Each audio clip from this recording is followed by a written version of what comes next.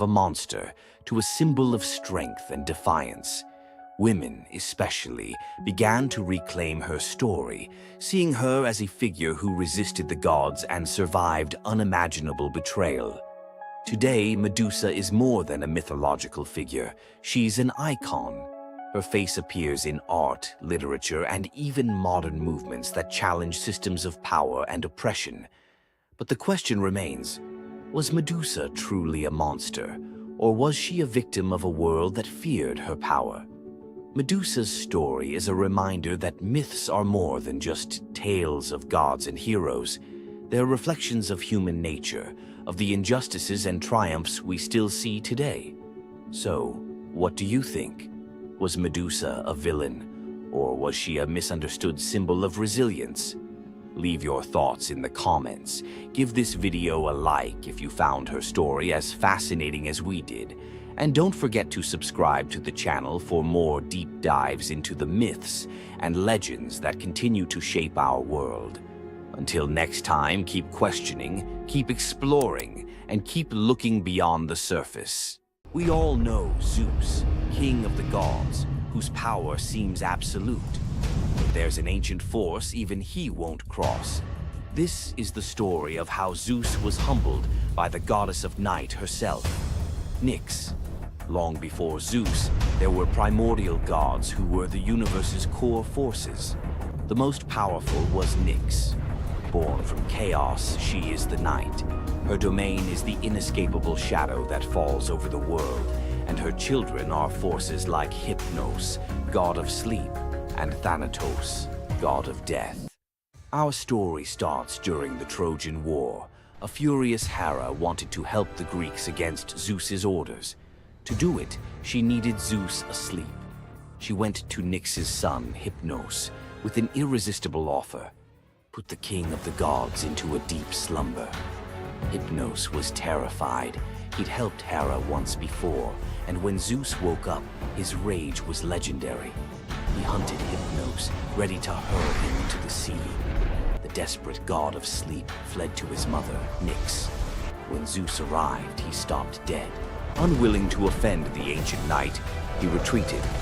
Despite the memory, Hera's new offer was too good to pass up. Hypnos put Zeus to sleep, and Hera got her wish. But this story from Homer's Iliad isn't about the trick. It reveals Zeus's deep, reverent fear of offending night. Nyx's power isn't about force. It's her very essence, a cosmic order he dared not challenge.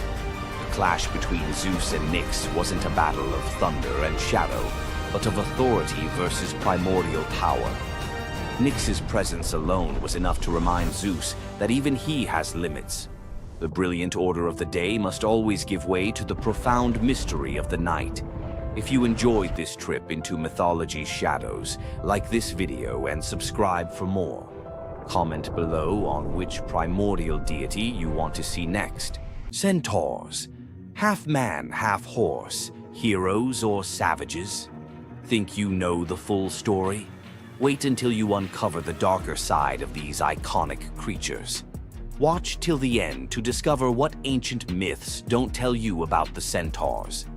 In Greek mythology, centaurs were seen as both wild and noble beings.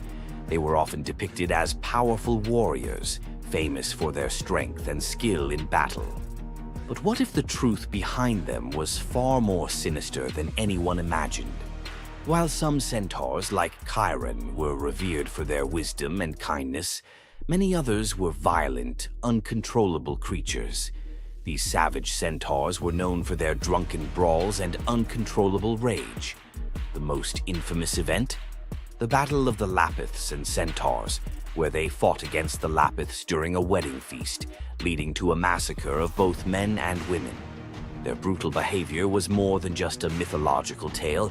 It symbolized the chaos that could occur when civilization collided with the wild, untamed forces of nature. But why did the Greeks depict centaurs this way? Was it a cautionary tale about the dangers of unchecked power and savagery, or a deeper reflection on humanity's struggle between reason and instinct? The darker truth behind the centaur myth might just hold the key to understanding the wild, primal side of ancient Greek culture. Centaurs are more than just mythical beasts. They represent the conflict within us all. If you're fascinated by the hidden truths of ancient myths, don't forget to subscribe for more dark stories from Greek mythology. Every Monday you log on. Every quarter you hit your targets. Every year you get a new set of KPIs, and every time the boulder rolls right back down the mountain. You feel trapped in a cycle of meaningless repetition. You call it the 9-to-5 grind. The ancient Greeks called it Sisyphus. Sisyphus was not a hero. He was a master manipulator, the most cunning king in all of Greece. He betrayed Zeus to a river god just to get a freshwater spring for his city. But his masterpiece of arrogance? He cheated death itself. When Thanatos, the personification of death, came for him, Sisyphus tricked him, binding him in chains. For days, the world was thrown into chaos. No one could die. Warriors fought endlessly without consequence. The natural order collapsed. The gods finally intervened, freeing Thanatos and dragging Sisyphus to the underworld. But even here, Sisyphus had one last trick. He convinced Hades to let him return to the surface for just one day to punish his wife for not giving him a proper burial. Of course, he never returned. The gods, finally done with his games, devised a punishment that perfectly matched his crime: eternal, meaningless effort. Sisyphus was condemned to push a massive boulder up a steep hill. He would strain, fight, and claw his way to the summit, only for the weight of the universe to drag the rock back down the moment he reached the top. It's the ultimate metaphor for the modern corporate world. You spend 3 months pushing a quarterly report. You reach the summit. You celebrate. Then the boulder rolls down, and the next quarter begins. The goal is never achieved. The progress is an illusion. You are Sisyphus. But here is the revolutionary twist, the secret that transforms the myth. The philosopher Albert Camus saw Sisyphus not as a victim, but as the absurd hero. Sisyphus's freedom doesn't come from escaping the mountain, but from accepting the struggle. The moment he acknowledges the futility, the moment he finds meaning in the push itself, in the sweat, the effort, the sheer defiance of continuing, he defeats the gods.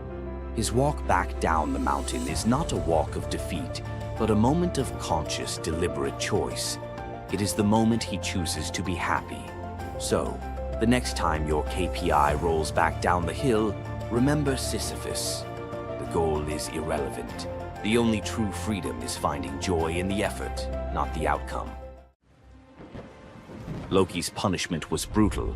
Bound deep within a cavern, his body lashed to 3 jagged rocks with the entrails of his own son. Above him, a serpent hung poised, venom dripping relentlessly onto his exposed skin. This scene, drawn from the poetic Edda and the prose Edda, became a symbol of both divine vengeance and suffering that echoed through Norse legend. But the gods never counted on one presence: Sigyn, Loki's faithful wife. Her hands trembled as she knelt beside him, catching each drop of poison before it could sear his flesh. Her quiet devotion became a fragile shield against the god's wrath. Why did she choose loyalty over escape? The answer reveals a truth about love that endures even when the world itself seems lost to darkness. Yet before the cavern, before the venom and the silence, there was a betrayal that shook the heart of Asgard. Balder was the light of Asgard, cherished by gods and mortals alike. His laughter filled the halls, a warmth that even the golden apples of Idun could not rival. When ominous dreams began to trouble him, his mother Frigg, desperate to protect her son, secured oaths from every creature and object in existence never to harm him. All, that is, except the mistletoe, too slight, too innocent to warrant suspicion. Loki saw opportunity in what others dismissed. He fashioned a dart from that fragile branch and sought out Hoder, Balder's blind brother. "Here," Loki murmured, placing the weapon in Hodor's uncertain grasp. "Let me guide your hand." The dart struck its mark. In an instant, Baldur's light was snuffed out, his presence gone from the world. The gods stood in stunned silence, their joy shattered. Loki lingered in the shadows, the faintest smile on his lips, before slipping away unseen. The prose Edda tells us the pyre burned for 9 nights. Baldur's wife, Nanna, overcome with grief, cast herself onto the flames, her spirit entwined with his. The gods heaped treasures upon the funeral bier, Odin's ring Draupnir, Baldur's own ship Hringhorni, to honor him, but no offering could fill the void left behind. The air grew heavy with suspicion. As the smoke twisted skyward, word spread of an old woman whispering to Hodor in the moments before the fatal blow. When Thor forced the truth from a trembling servant, silence fell like a shroud. Loki's name was not spoken, but its weight pressed upon every heart. The gods had tolerated his mischief, his clever lies, even the theft of Sif's hair. But this was different. The poetic Edda names him plainly: Loki, the guileful who brought it about, from which all misfortune came. Odin convened the gods to pass judgment. No mead flowed, no boasts rang out. The All-Father's single eye burned cold as he named Loki Oathbreaker and Kinslayer. Weapons gleamed in restless hands. Even gentle Friar's fingers tightened around his sword. Loki understood the gods' fury. He fled Asgard, his mind racing with schemes. As told in the prose Edda, he built a lodge in the mountains, doors on every side, always watching for his pursuers. Still, he could not outrun their vengeance. Odin's gaze found him, even in hiding. When the gods arrived, Loki tried to slip away, transforming into a salmon to evade capture in the river's swift current. But Thor's grip proved stronger than fate. Dragged back through the gates he once helped raise, Loki passed faces twisted with anger and betrayal. The gods' judgment was swift. The path ahead led not to mercy, but to a place where pain and silence waited in the damp and the dark. They forced Loki into the heart of the earth, a cavern where the air pressed cold and heavy, and every sound echoed off stone walls, slick with damp. Water dripped steadily from above, each drop magnifying the hush that settled over the gods as they set to their grim task. The stench of venom lingered, sharp and persistent, mingling with the iron tang of old blood. Odin's single eye caught the flicker of Skadi's movement. A silent nod passed between them, sealing what would come next. 3 massive boulders, freshly gouged with holes, stood ready. The gods had not brought chains or rope. Instead, they made Loki's punishment a reflection of his own chaos. The prose: Edda tells us they transformed one son, Vali, into a wolf who slew his brother, Nari. With the entrails of Nari turned to iron by the gods' will, they bound Loki fast, wrists, neck, thighs, and ankles locked tight against the unyielding stone. As the Völuspá declares, with the guts of his ice-cold son, the killer is bound. Each knot and twist was deliberate, a reminder that his own blood now held him captive. The weight of the rocks pressed into his flesh, a constant ache that would never fade. Skadi stepped forward, her presence sharp as frost. In her hands, a serpent writhed, its fangs gleaming. She fixed the creature to a stalactite directly above Loki's face. "For Baldur," she said, her voice steady and cold. The serpent's jaws parted, and a bead of venom gathered at its tip. It hung for a moment, then fell. Loki's scream reverberated through the cavern, his body arching in agony as the venom burned into his skin. The pain was relentless, searing into bone, and the world above felt its echoes, earthquakes shaking Midgard, rivers shifting, the roots of Yggdrasil quivering. The gods watched in silence, their faces unreadable. Justice, they believed, had been served. As the serpent's venom continued its slow assault, the rhythm of torment became all-consuming. The next drop formed, poised to fall. Then a figure emerged at the edge of the chamber, a woman, silent, a wooden bowl cradled in her hands. Sigin's arms were blistered, her sleeves stained, but her grip was unwavering as she stepped into the circle of pain. The cavern held its breath. Sigyn knelt, her presence a quiet defiance. The venom hissed into the bowl, wood darkening with each drop. The gods turned away, their judgment complete, but the story within the cavern was only beginning. The bowl rested in Sigyn's hands, its wooden sides polished by hours of silent endurance. She knelt on the cold stone, skirts bunched beneath her, and waited for the serpent's venom to fall. The first drop struck with a hiss, a thin wisp of smoke curling up as Loki's breath caught in his throat. She kept her gaze fixed on the bowl, her resolve anchored by the rhythm of her task. Time unraveled in the cavern, marked only by the relentless cadence of the venom. Drip, catch. The liquid sizzled as it struck the wood, the heat seeping through Sigyn's calloused palms. Each shift of her grip was subtle, a quiet adjustment to keep the bowl steady as her arms ached. Above, the serpent's shadow twisted over the stone, its coils unmoving, its venom gathering in slow, deliberate drops. Loki whimpered, bracing for pain that had become his constant companion. The sound of his dread was sharper than his cries. The air hung heavy with the stench of scorched flesh and the metallic sting of poison. The darkness pressed in, broken only by the faint glimmer of Sigyn's tears as they mixed with venom in the bowl, each drop a testament to her resolve. The silence between drops was punctuated by Loki's ragged breaths and the distant echo of water dripping from the cavern walls. Sigyn's world narrowed to the weight in her arms and the threat above. The bowl filled, the venom rising perilously close to the rim. Sigyn's muscles trembled, but she did not let her grip falter. When at last the bowl brimmed, she had no choice but to turn away. In that brief moment, as she emptied the venom onto the rocks, Loki's body convulsed, his scream raw and unrestrained. The poison ate into the stone, leaving blackened scars as Sigyn hurried to wipe the bowl clean and return to her vigil. For time beyond reckoning, Sigyn remained. The myth offers no window into her thoughts, only the image of her kneeling, unwavering as Loki's mind splintered under the weight of his agony. Was she remembering laughter in sunlit halls, or simply unable to imagine leaving him alone in the dark? The venom's rhythm never changed. The bowl would fill.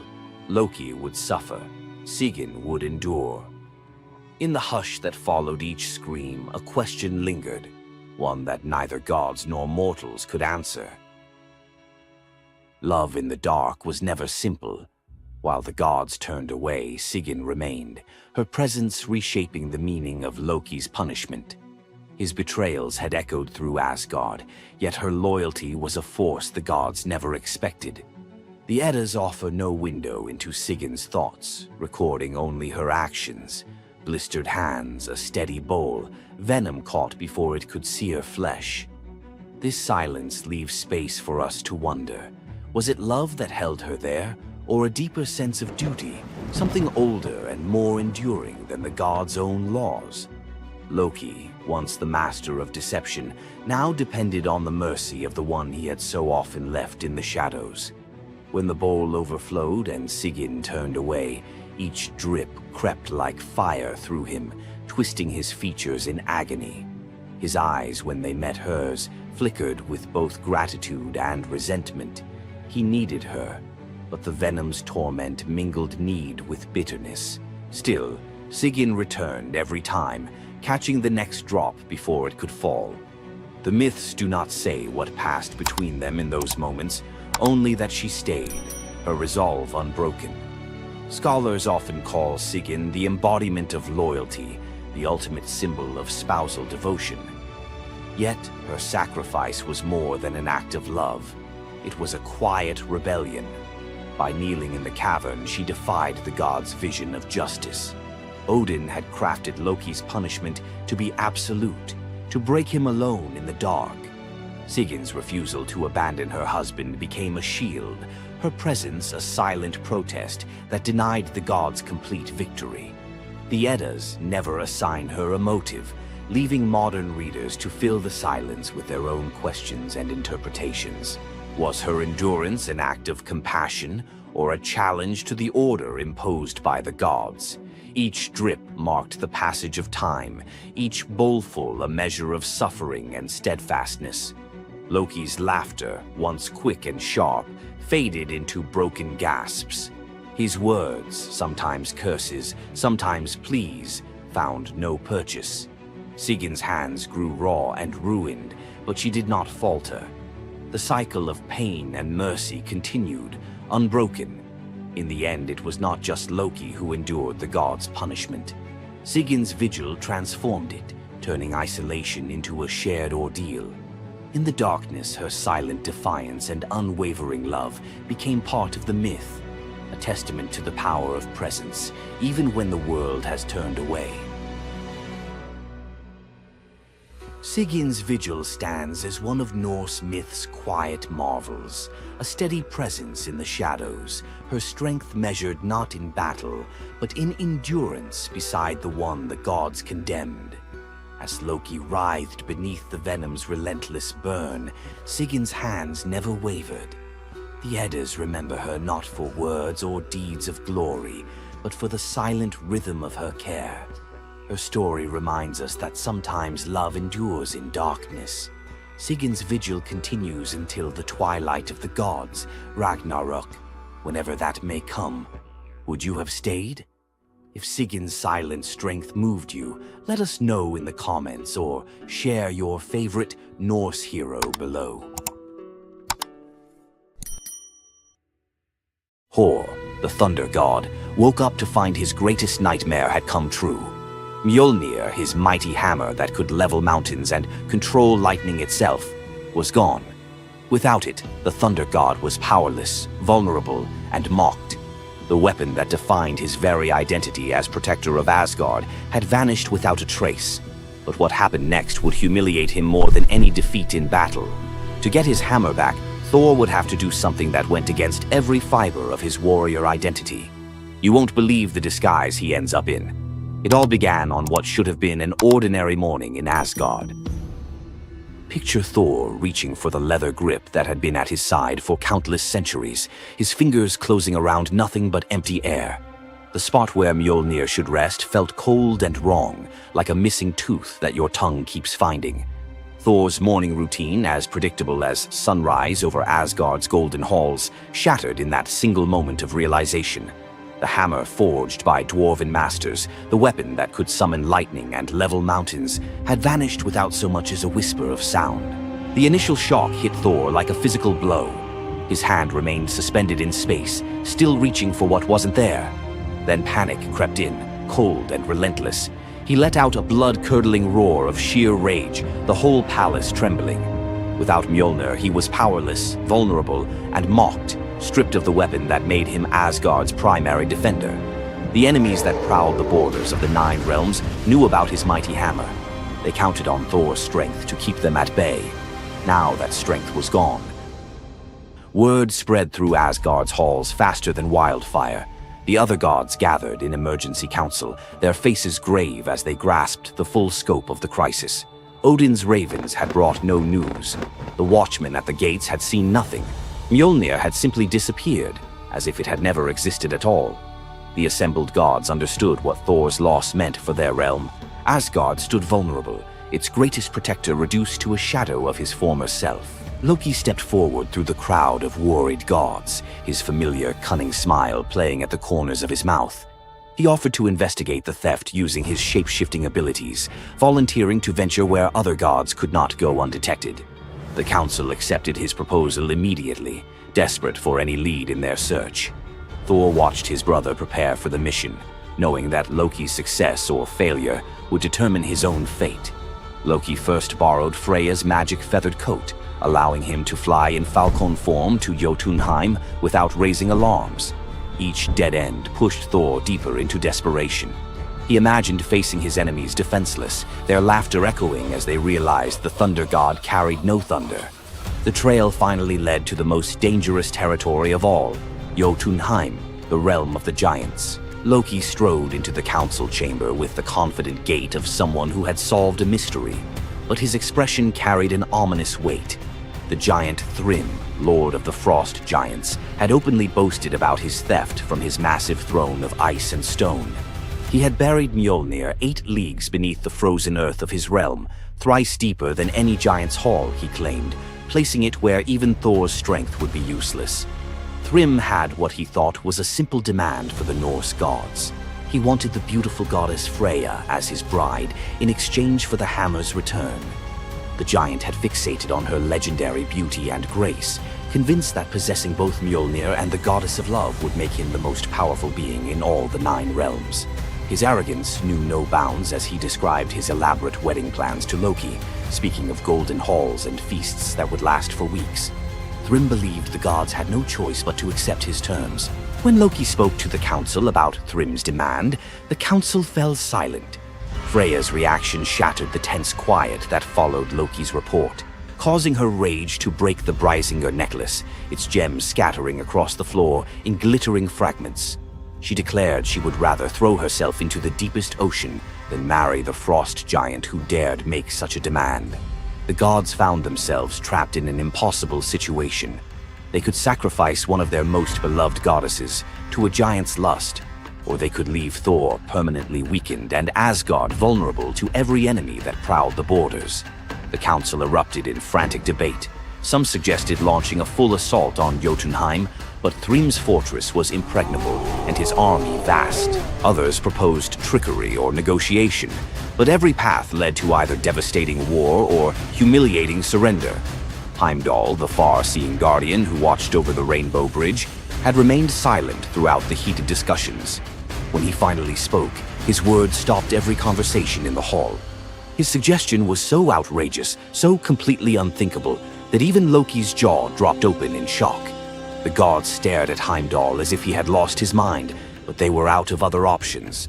What he proposed, however, would challenge everything Thor stood for as a warrior. Heimdall's words hung in the air like a challenge to the very foundations of Norse honor.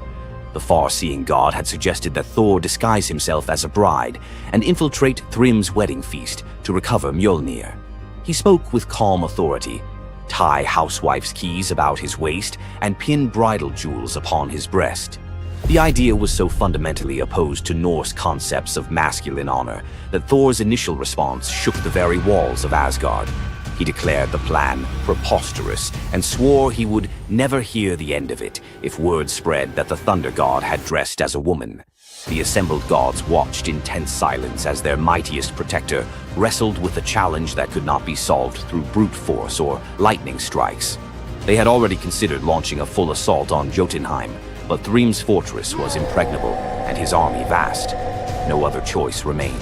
Thor paced the hall like a caged wolf, his massive fists clenched as he grappled with the impossible choice between his warrior's pride and his duty to protect Asgard. Every instinct in his body rebelled against the idea of abandoning his identity as a fearsome warrior to play the role of a delicate bride. Loki stepped forward with barely contained excitement, volunteering to accompany Thor as his maidservant. The trickster god's eagerness to participate in this elaborate deception revealed his true nature. While Thor struggled with the concept, Loki was already plotting the specifics of costumes, mannerisms, and the lies they would need to maintain throughout their dangerous mission. The transformation began with layers of bridal linen draped over Thor's massive frame. Servants brought forth delicate jewelry, housewife's keys that symbolized domestic authority, and a dainty hood for his head. Finally came the precious necklace of Brysinger. Each item added to the disguise felt like another blow to Thor's warrior identity. When he finally looked at his reflection, the god of thunder saw an unconvincing bride staring back at him. Thor finally accepted the plan because no alternative existed. The unlikely pair prepared to set off for enemy territory, where their deception would face its ultimate test among giants, eager to celebrate their lord's triumph. The great hall of Thrym's fortress buzzed with excitement as giants gathered to witness their lord's marriage to the most beautiful goddess in all the 9 realms. Thor sat at the high table in his bridal disguise, surrounded by massive frost giants who raised their drinking horns in celebration. The feast spread before them displayed the giants' wealth and power. Roasted oxen filled enormous platters, fresh salmon gleamed on silver dishes, and barrels of mead stood ready to fuel the night's festivities. Thor's legendary appetite struck like a thunderbolt. He polished off an ox and ate whole salmon in moments, tearing through the meat as if he hadn't eaten in weeks.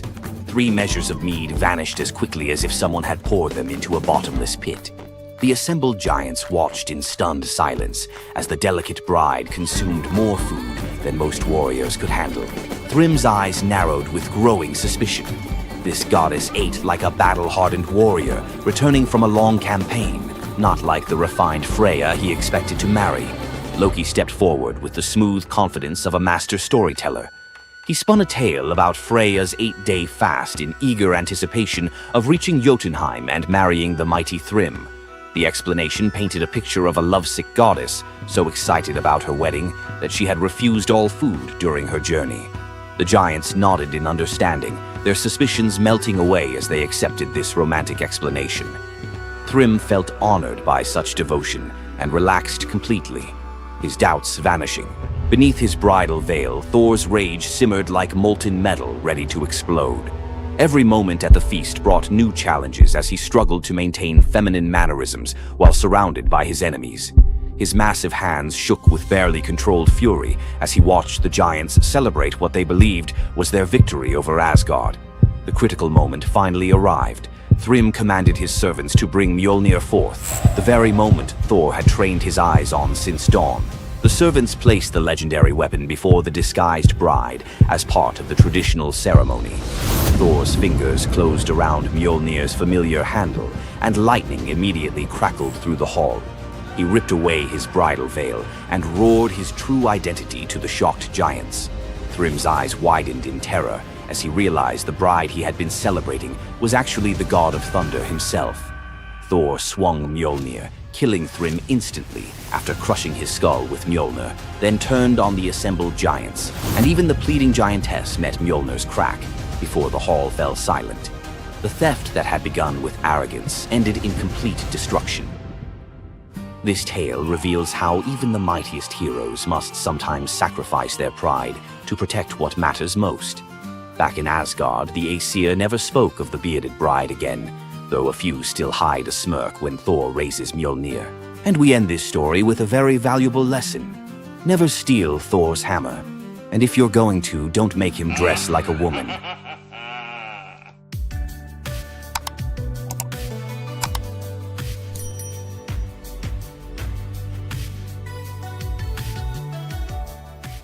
What makes Zeus, the mighty king of the Greek gods, one of the most fascinating figures in mythology? Is it his unparalleled power over the skies, his cunning strategies, or the sheer drama of his endless affairs? While his tales are legendary, there's one story that stands out: the epic battle that earned Zeus his throne, the Titanomachy.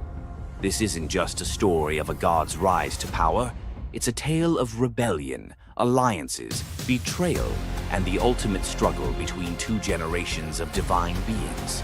Stay with us as we dive into the myth of the Titanomachy, Zeus's role in overthrowing the Titans, and the secrets that shaped his reign. Before Zeus became the king of the gods, his father, Cronus, ruled the cosmos. Cronus was the youngest of the Titans, a race of primordial deities born of Uranus, the sky, and Gaia, the earth.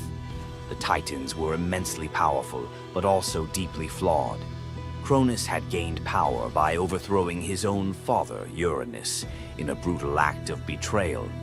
But just as Cronus had betrayed his father, a prophecy loomed over him, warning that one of his own children would overthrow him. To prevent this, Cronus took a horrifying precaution. He swallowed each of his children as they were born, imprisoning them in his stomach for eternity. But Gaia, the ever-watchful mother of the gods, wasn't about to let this happen again. When Rhea, Cronus' wife, gave birth to Zeus, Gaia devised a plan. Rhea tricked Cronus by handing him a stone wrapped in swaddling clothes, which he swallowed, believing it was his newborn son. Meanwhile, Zeus was spirited away to a hidden cave on the island of Crete, where he was raised in secret. Zeus grew up under the care of nymphs and a goat named Amalthea, who nourished him with her milk.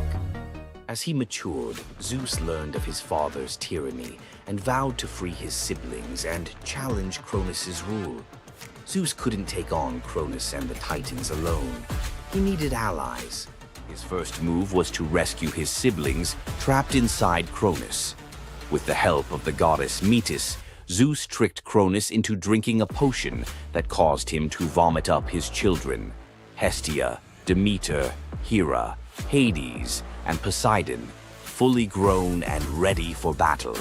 Now united, the 6 Olympian siblings declared war on Cronus and the Titans.